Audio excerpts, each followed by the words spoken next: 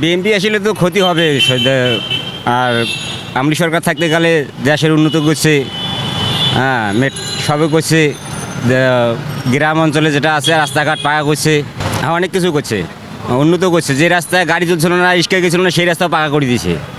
আর এই সরকার আসলে করবো কি না করবো দেশের লেগে, হ্যাঁ বিএনপি আসলে তো ক্ষতি হবেই। কারণ বিএনপি আজ 16-17 বছর ধরে কিছু খাইতে পারে নাই, আমলি সরকার খেয়ে গেছে। আর আমলি সরকার যেটা করছে এটা তো কেউ করতে পারে নাই, অন্য সরকারও করতে পারে নাই। বিএনপি আসলে তো অনেক কিছু ক্ষতি হতে পারে। তা এখন মনে করেন আমি তো তুলে রাজনীতি করি নাই, আর আমরা করিও না। মানে এই কথাগুলো তো আমরা বলতে গেলে দোষ হবে, ঠিক আছে।